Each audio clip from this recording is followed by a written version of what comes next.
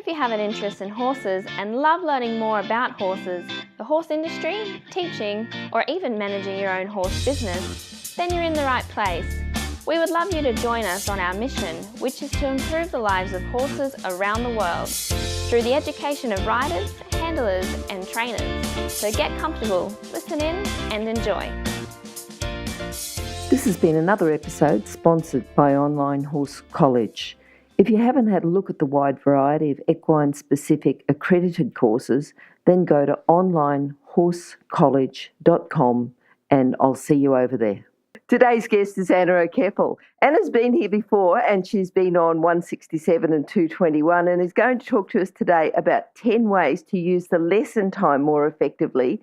And she talked about this a little while ago. This time it's for the more experienced or advanced rider.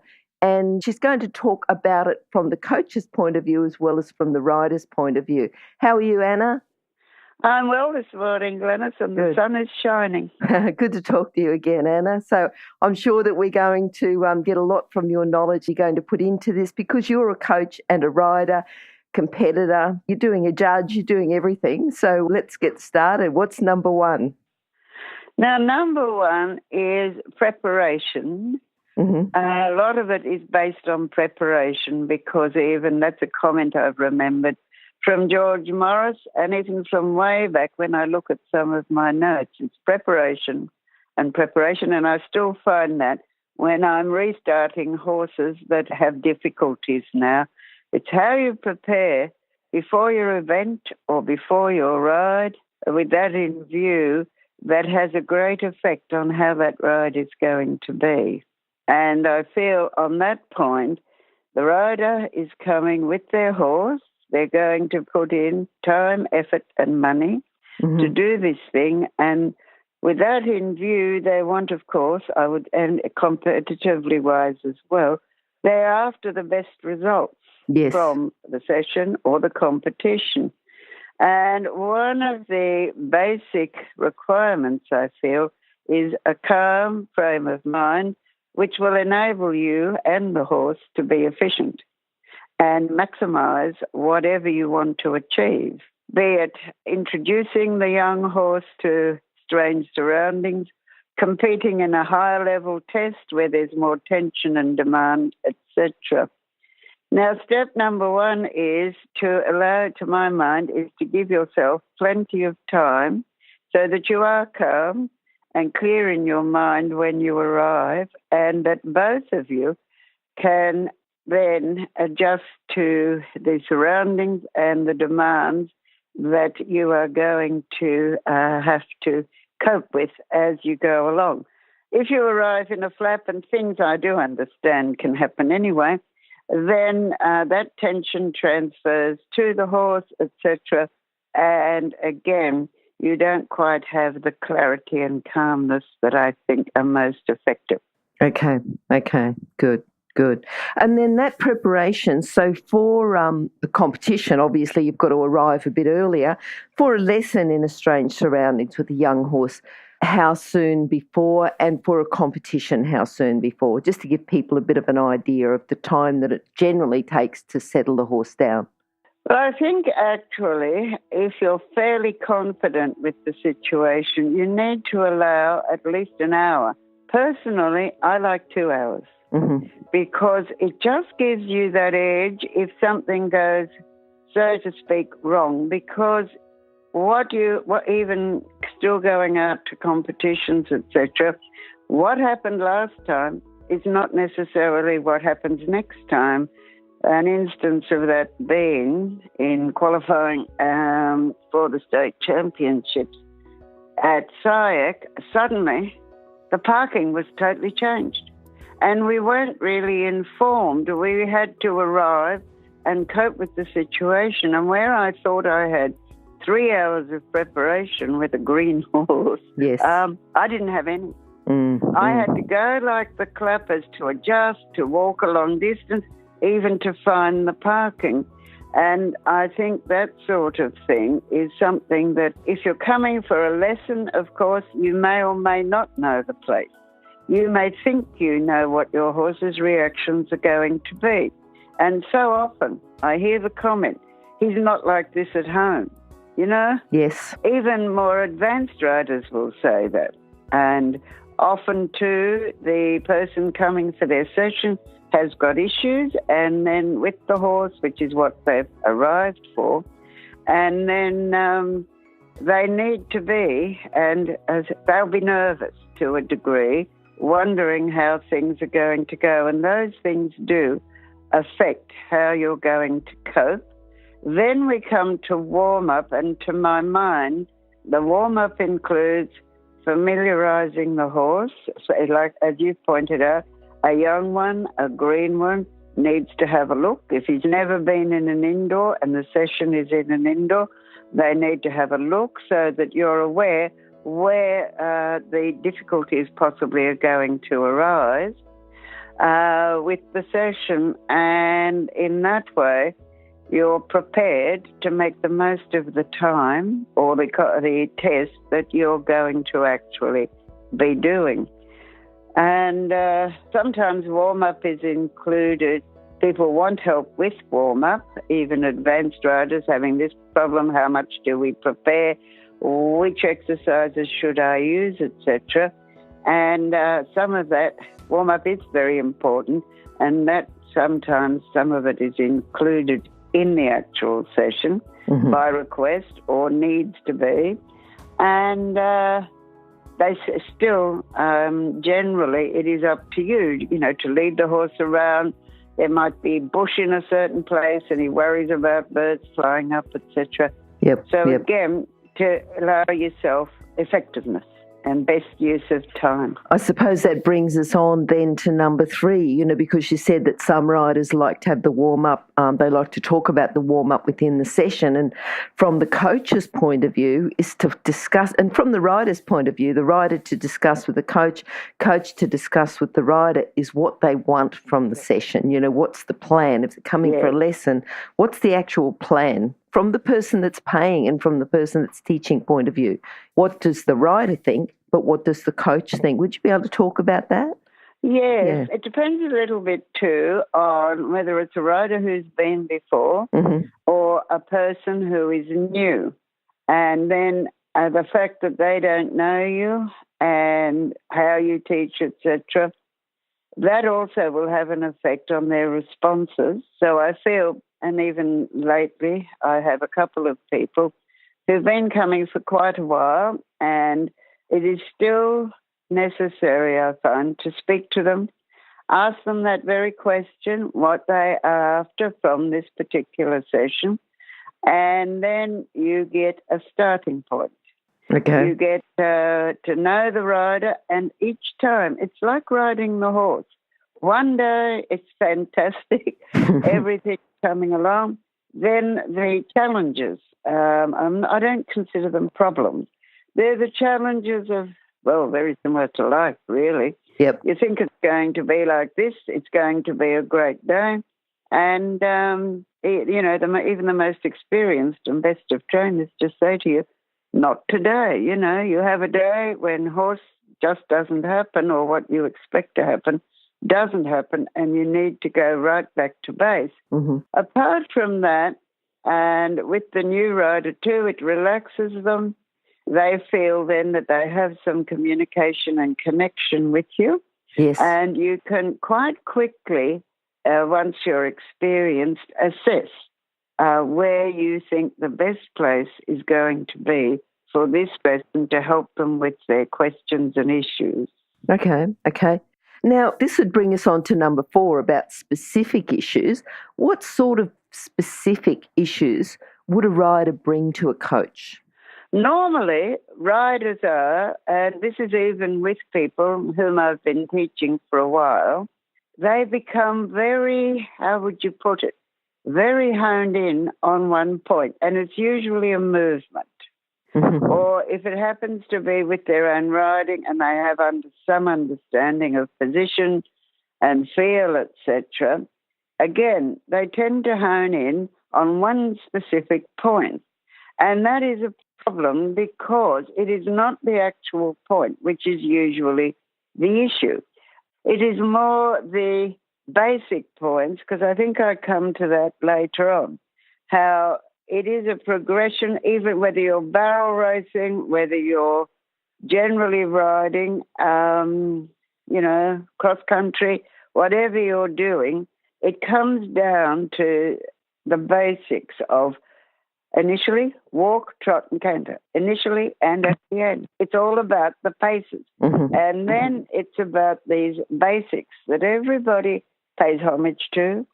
A lot of people do know, can actually word them, but actually understanding them effectively is another thing altogether. And then some even very advanced riders have no idea of them because they don't actually understand the value of them and how necessary they are. And then the movements that everybody is after. And this is the issue with those who are highly competitive, because they see their riding as test riding and whether or not you can win that test.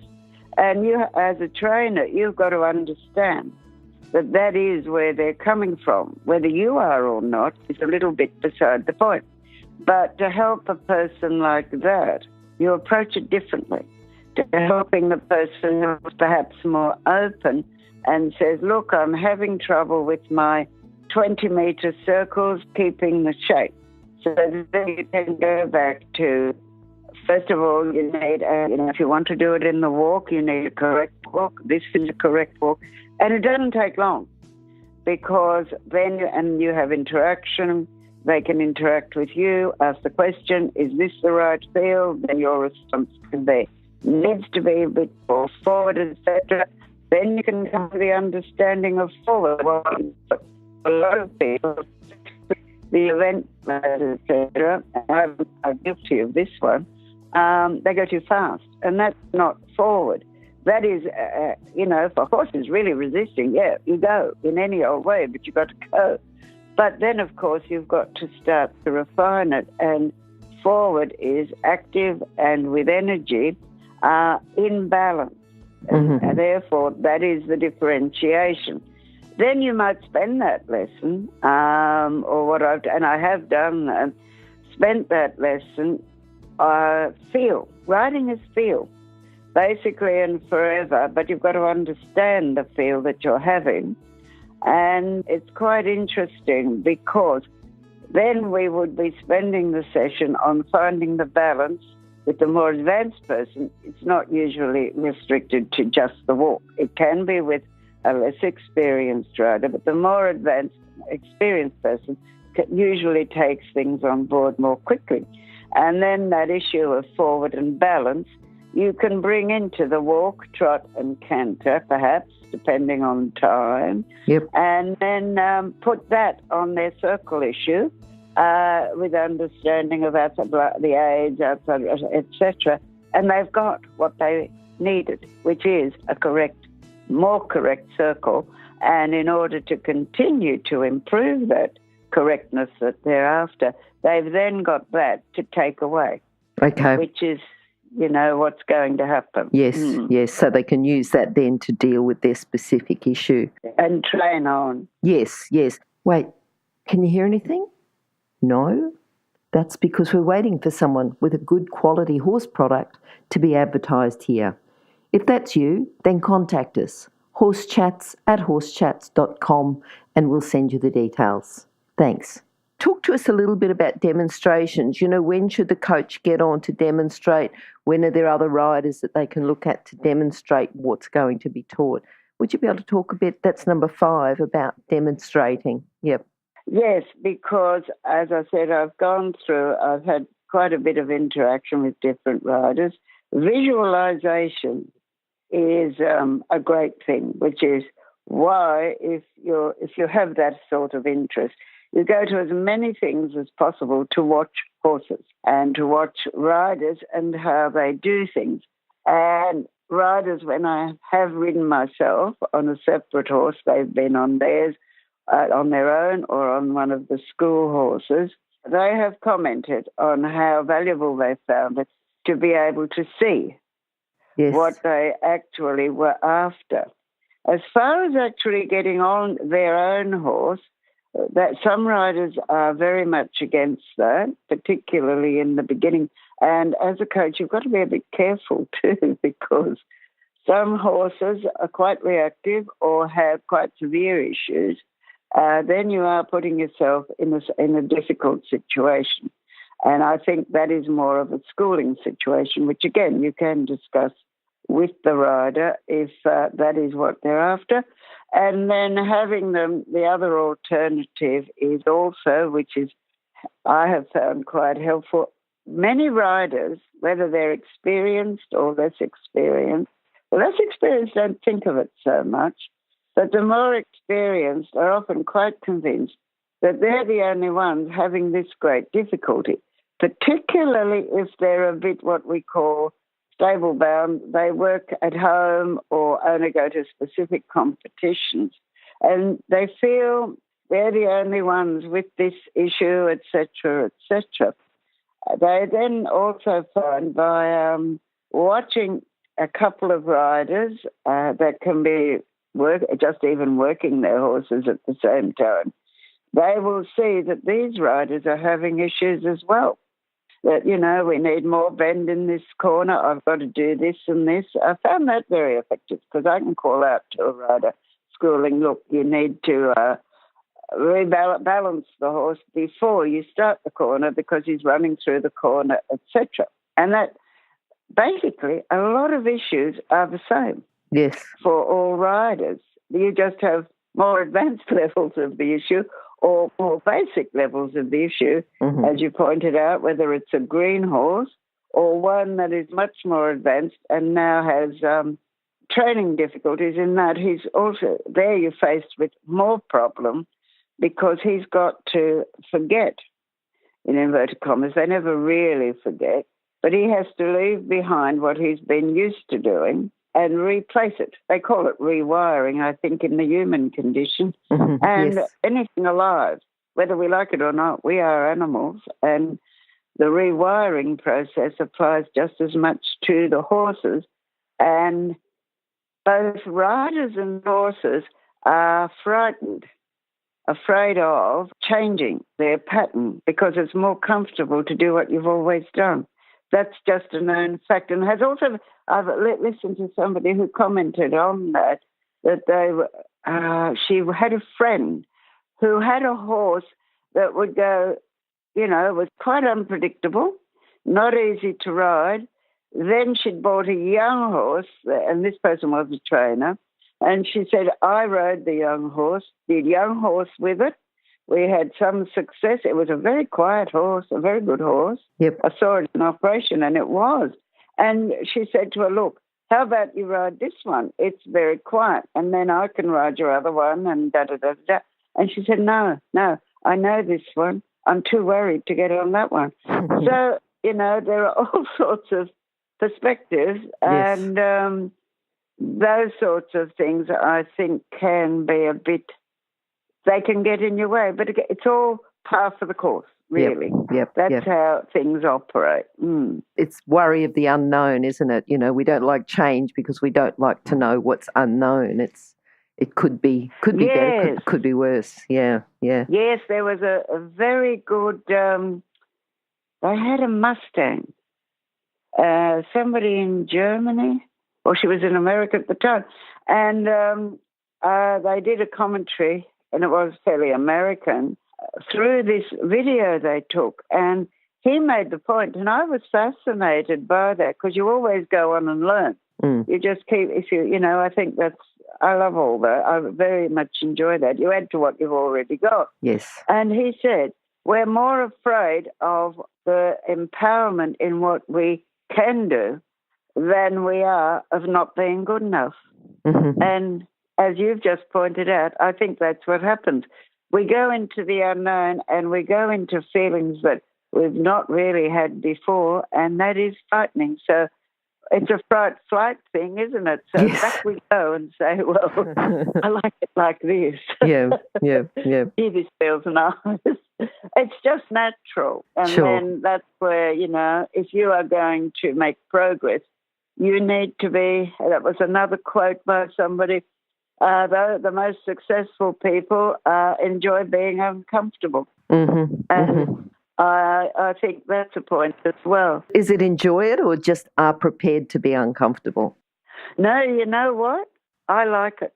Okay. I actually like, personally, looking at myself, because I'm in the same, we're all in the same boat, even the top trainer people whom you speak to, and I understand German sometimes, and they sometimes go into things, very practical, very with it, more advanced if you wish to make a point like that than we are, because it's all development, Yep. But they still have their challenges, which is what keeps them improving, whether they're, in their 60s, some of them are, and further than that, but they're already, they're really advanced in what they're doing and their own improvements.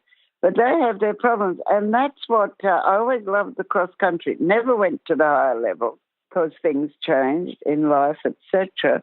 But I love the cross-country because of that adrenaline run. Oh, definitely. And I find that even now, I'm always in overdrive, which is why I do dressage tests too fast. Or those habits can come back. And that's the other thing. I think you develop a sense of humour. Yep. And all these people do have that too. Okay. But no, you do learn, unless you're being, perhaps a better way to put it is, we're not going into the overdrive of fear. But I think that possibly it's having that challenge. You've got to feel challenged in what you're doing. Yep. And to adjust to that. To get into the panic zone is not a good idea. But again, for average, that is not where you want to spend your life. But at the same time, you need the other side of the coin.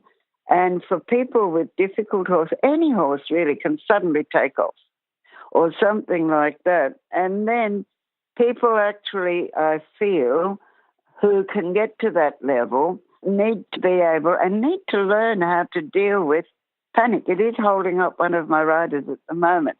As soon as she's very capable, very good, improved a lot, but as soon as a situation gets beyond her, she goes back.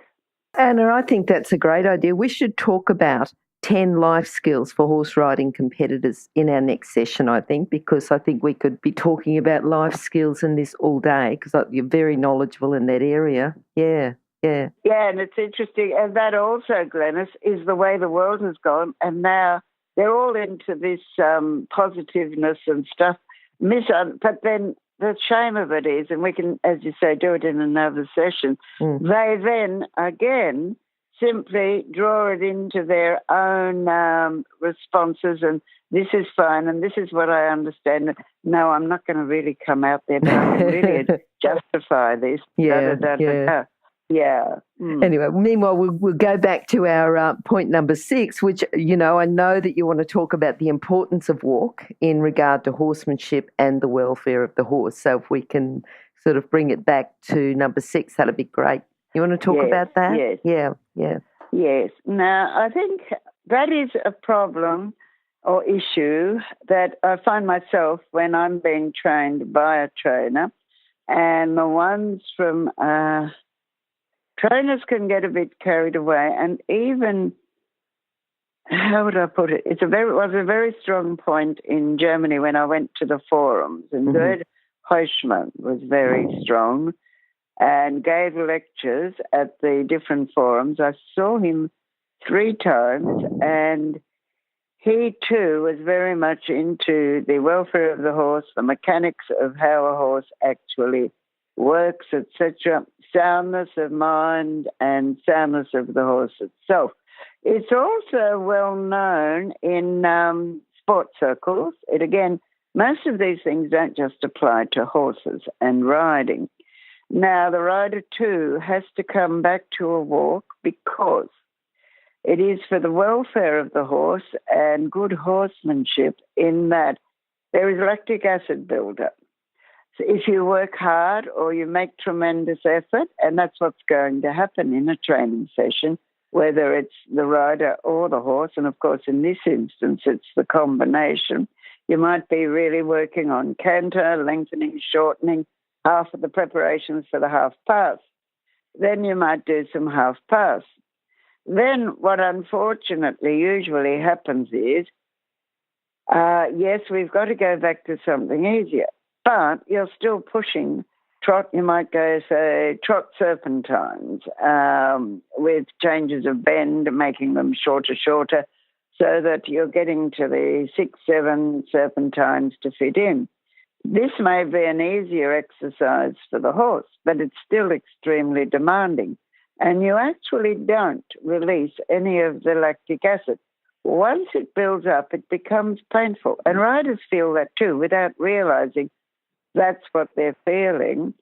And it needs, I think there is an exact timing, only a few minutes to walk so the lactic acid can be dispersed.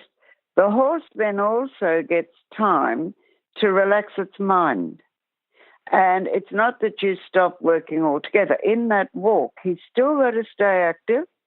He still has to stay forward and listening in full stride, the natural things that happen anyway, but he's not being pressurized. He's not working. It's good to take him off the track, etc.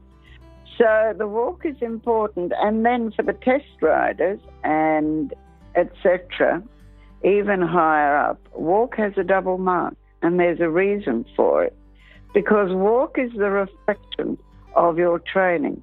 If the other paces are correct and your basics are correct, then the walk will be true, and that will reflect the training. And it's for that reason that the mark is doubled in tests. And quite often, as a judge and an observing rider, etc., you see the walk even in the most beautiful horses, because they have some quite extraordinary horses out there now.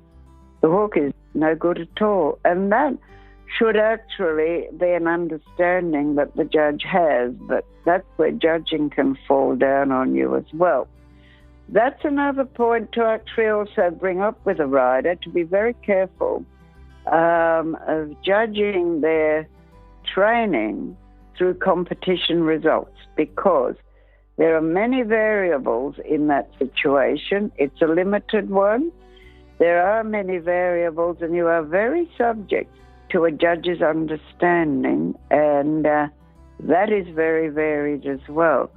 So apart from that, though, competition, and I don't think you necessarily have to go out to be competitive. You can be at home, but somebody has to evaluate your performance so that you're not just zooming along thinking you're what, because they use this "you're wonderful" thing an awful lot these days, and you can be inclined to, how would you put it, to kid yourself a bit.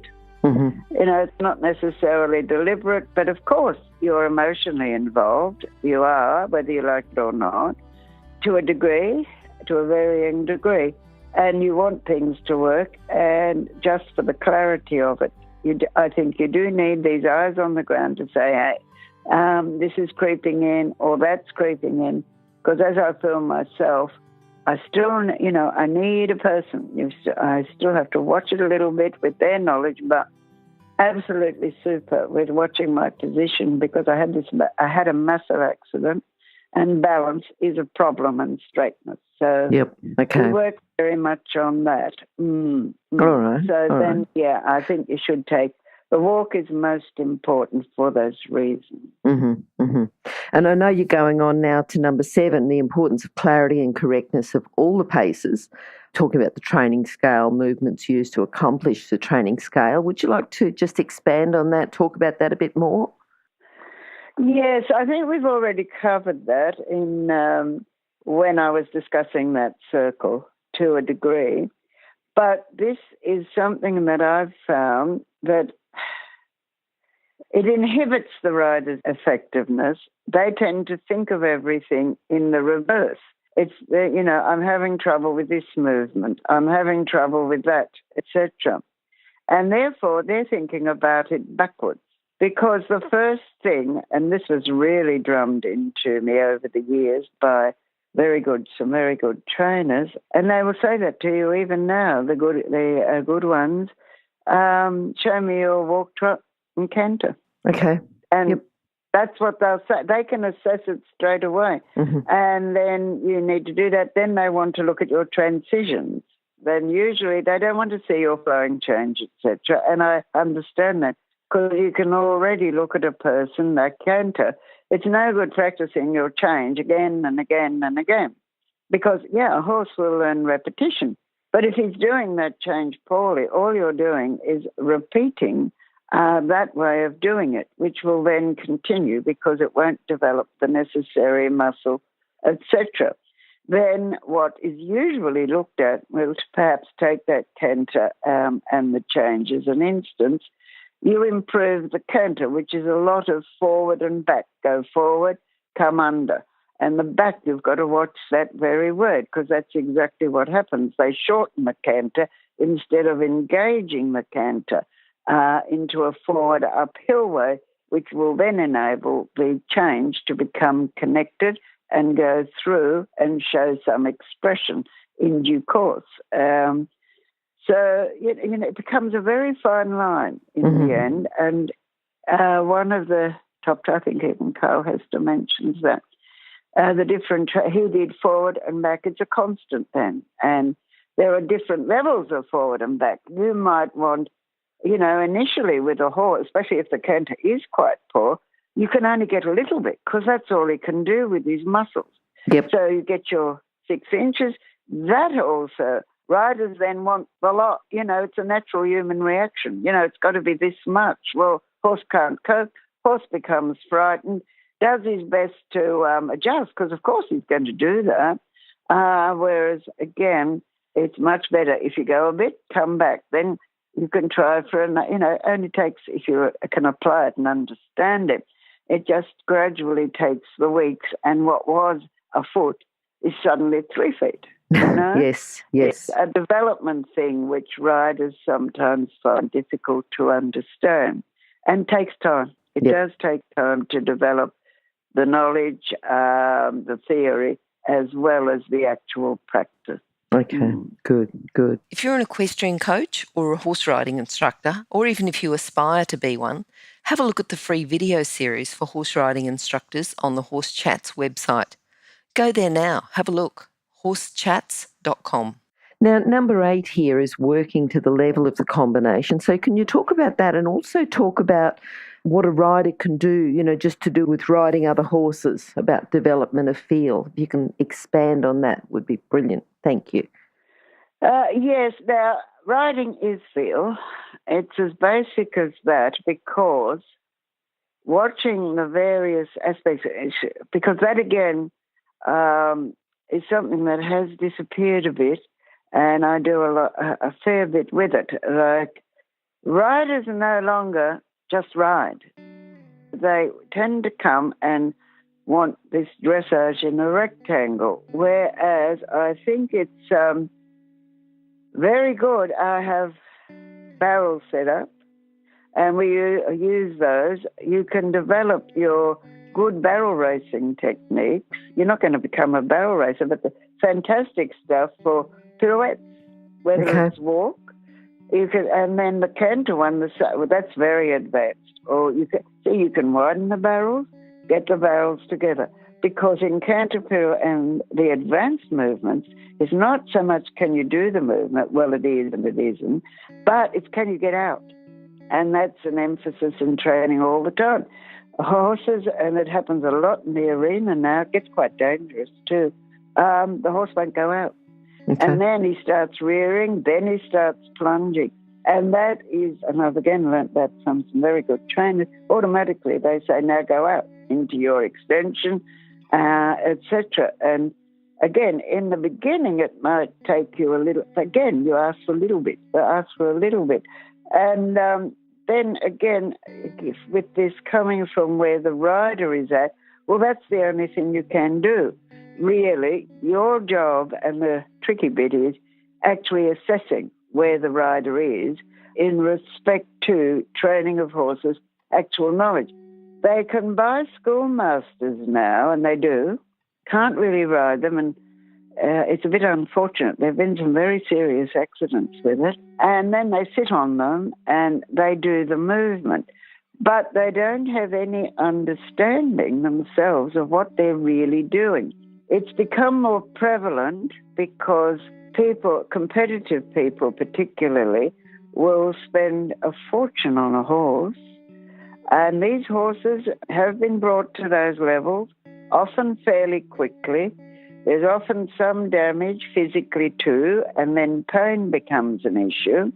Because in pain, then, of course, your flight thing starts to happen again. And the riders themselves are not up to the level of the horse. So you've got to find out where to actually come from relatively safely, but again with some progress and achievement of where they actually want to go, which is, that's the welfare of the horse as well. And then the coach has to have the skill, because being German, I'm a bit straight up and down. I can cope with German really well. Yep. You just tell me, and I've had to say that to trainers because they've learned that's their job, that's their living, and they've learned how to get around people, which you have to, that's using get around very loosely, and adjusting, whereas when they do that to me, and I'm older now too, so they do little old legs to me. Now, hang on. Just tell me exactly what's happening, and I can say just as easily to you, that was shit. That was terrible. Can we go and try it again? What should I do to adjust it? Because I want to use my lesson effectively. The payment is one thing, but again, time is valuable. Effort is valuable. So therefore, the next thing is to improve it. And in that respect, the interesting thing in training horses and people, it's the number 3. You do something 3 times, improving it as you go, and then you don't want to do it a lot longer because it's all demanding. But it's on the 3 times, and I've found that I'm fascinated by it, even training the dog and the cat. I'm fascinated by it all. Those 3 times, on that 3rd time, you've confirmed it in inverted commas, not in the long term, but you've actually confirmed that movement within that session, and then you must leave it and go on to something else. And perhaps at the later, not too late because they get tired, you might come back to it. And it is amazing how it has processed. Just fascinated by that. Yeah. Now, I know earlier you did talk about the walk and the importance of the walk, but what have you got to say about the time required now for a proper cool down? Oh, there was just one point. If we can go back to for just a minute. Yep. You said about the feel and riding other horses. I've got a person I've trained for a while. This is where it came up. I discussed the fact that, what does she feel so that I can make these things relevant to the actual situation. And she said she's been riding one of mine. She's ridden mine on and off over time. And she says it's really good to be able to get on another horse, repeat the same thing, which will feel different, and then develop my feel to where it actually has to be. And, it certainly has improved her feel and also her own attitude towards it in understanding. It's a bit of the Chinese proverb. It's all basically about fetching water, carrying water. In the end, it's the repetition, and it certainly has expanded her understandings of different things that were a problem to her. Okay. Yes. Now, number 9. Yeah. No, cool down is very important, and people tend to rush it. They finish the session, and I did do have some interaction with the carriage driving people. They were very interesting, and they had the junior champion from Holland, Europe, whatever. He came over to do some instructing. He was quite young, but very effective instructor. And one of their stewards came down, and they do the endurance driving, And she was fascinating and very clear. And she gave a session here on preparing the horse for the endurance, etc. And the cool down, she was absolutely strict about. And that is the natural human tendency. I've made a lot of effort. Now I want to go home. I want to go on to other things. It actually is another thing that we can address in life skills too, because it's very applicable to certain things there. And first of all, you had to lead the horse. You had to actually get off that horse. You could put a rug over it, especially if it was quite hot. A lot of them are unfit as well. This has to be taken into account, the fitness of the horse. And the cool down, you had to walk with the horse, because in that way, the rider also has to cool down. Otherwise, they cheerfully say, I'm going to ache tomorrow. And that's because the lactic acid wasn't sufficiently removed the day before, which is quite interesting. Now, while you're walking with that horse, that will happen to the rider as well. In the beginning of the cool down, you need to walk fairly fast, and you need to keep walking because it needs to be gradual. Then you can feel it. You can feel it in a horse. Again, the feel comes in. You can feel when he's ready and when he's right. And that, again, needs experience. Because at mine, I just send them out. I just say, no, not enough, goodbye. And then give them some, go around the stables, go do this, go do that. So they've got specific things to achieve.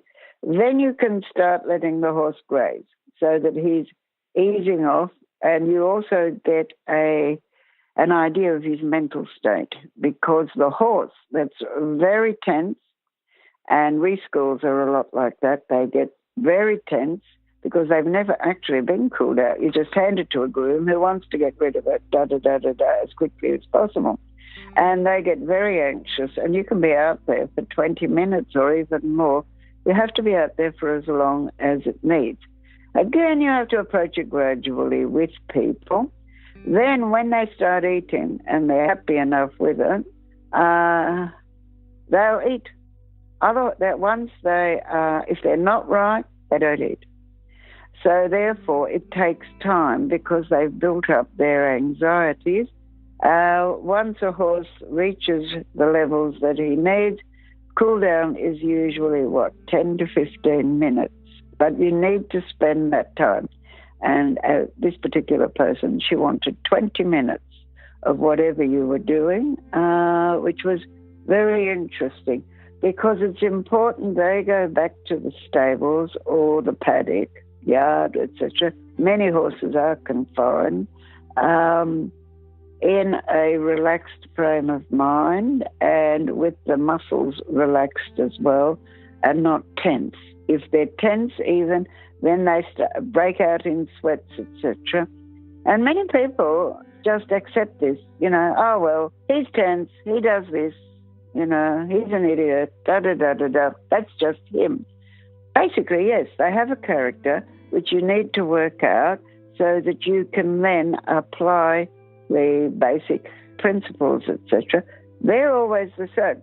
But again, you need the individual's character and approach to life in order to assess the best way to achieve the relaxation, etc., that you need. Because I have got 6 horses in work here, all different, and all at different levels of progress, different backgrounds, and one in particular, his character, they call it a hot horse, but he's just a horse that doesn't relax easily. He's a survivor.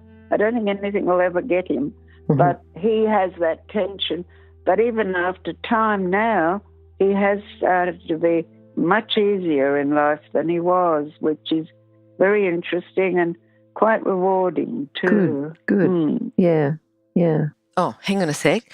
Let me interrupt to let people know about the horse industry qualifications at onlinehorsecollege.com. If you have a look at the flexible options, there's online theory and the practical components can be completed by video or with a qualified expert in your area. That website again is onlinehorsecollege.com. Okay, thanks. Okay, now say we've had the lesson, we've prepared, warmed up, we've talked to the coach with what we want. The coach has started us off and, insisted on the quality of the pace. They might have even jumped on the horse. We've talked about the walk, the clarity and correctness of all the paces and the work for the combination and then the cool down. What about time for a calm trip home? What can you say about that? Oh, yeah. I've had two people who had to rush home. Yes. And we get put in that situation because the last competition I was at, and now in my mature state, for want of better, I'm going to address these things. Yeah. You get put under pressure. Now, I'd been to the comp. We were supposed to be finished at 3:30. And I thought, good, let's view this as 4 o'clock. Plenty of time to drive home, do my animals, because I'm an older person now. My vision isn't as good. So I like to drive in the daylight. Yep. And with light, da-da-da-da-da. Had it all planned. Then, for some reason, which I will track down, it's an odd one, because they do strange things to people, the papers were held for this last test. And I needed the test. The test itself got a bit interesting. The little horse actually woke up, which was good, but he showed different fears, blah, blah, blah. Anyway, we had to sit there while these two judges, now as far as I knew, they were both judges on the list. So therefore, there was no reason to be interacting. And it was like having somebody there, and this may have been the case, because one of them I really didn't know her, so I didn't even know what she looked like. And they were treating it as a person trying to get onto the list and talking about the test. Now, that went on till 5:30. Oh, wow. Wow. I know. And the horse I had was fascinating because the interschools were coming in. Dogs were loose. Everything was happening that shouldn't have been as well, but always does. He interested me because he was quite upset by it all. That much pressure, it's not good for them. And he's he's a good little horse. Anyway, dealt with all that, got him on, and thought, I've got to get home. Next thing, I get a phone call. One of your horses, because somebody came in to ride a horse that they have here, one of mine that they lease, and one of mine had actually had a serious injury. She'd cut her hock somehow. She was bleeding like anything. They'd found her. The woman was not capable. She was able to send photos through to my vet, who analysed it. She was saying she felt, then he said, look, you put a pad on it, pressure, blah, blah, blah, all the stuff. She said, I feel sick. I can't do this. I thought, I've got to get back home. I had to not panic. I had to drive as carefully as possible because over time too, I've had two students who packed up, went home with pressure, and you see them tearing past you, and then the horse has to balance, etc. He's got to, he's fine, but he's not fine. He's having a strenuous time trying to balance. So when he gets to the other end, then he goes to the stable or the yard or whatever. He's tense. Then he sweats. They get colic. They get ulcers. People tend to talk about these things as though it's normal. And those trips home after a long day, which impacts on the horse quite a bit. And horses don't travel well. Horses are not good travellers. Even the best of travellers does not enjoy it, and it's not something they do easily or well. And I find that with cornering, with everything, you need to drive with feel. You really do. And coming into lights too, especially with a truck, they all get in front of you, etc., etc.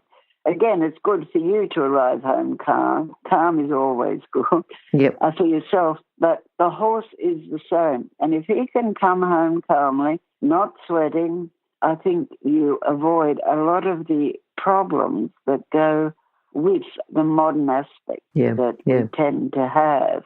And yes, 2 people lost horses. Oh, that's not good. They drove fast, the horses came down, and they were, that's the top end of the scale. Both of those horses damaged themselves so much, and one was a particularly, if you look at it that way, a particularly magnificent horse. He lost the best horse he ever had, just because he drove home really fast, you know? Yep. Which is sad. So I think that even if it takes a lot of mental discipline, is because, as we say, stay calm, be efficient, and at least get home. Yes. Which I think is a very good adage to have, because really you don't achieve much more tearing around. Yeah, I think those are things that a person has to allow for. Yep. The kids are coming home, there's a this or that, and I know stuff can still happen, but I think the idea is ring someone or let school know that this is happening. Would they, there are solutions. Yep. Okay. All right, Anna, that's been great talking about those 10 ways to use your lesson time effectively. Now, if people would like to contact you to talk a little bit more about that, we'll put your contact details on horsechats.com/Anna O'Keppel 3 it is now. But do you want to just talk about them briefly if someone's sort of there with the pen ready to take down some details? I think I've got the email address, annaokeppel@gmail.com. That can be initial.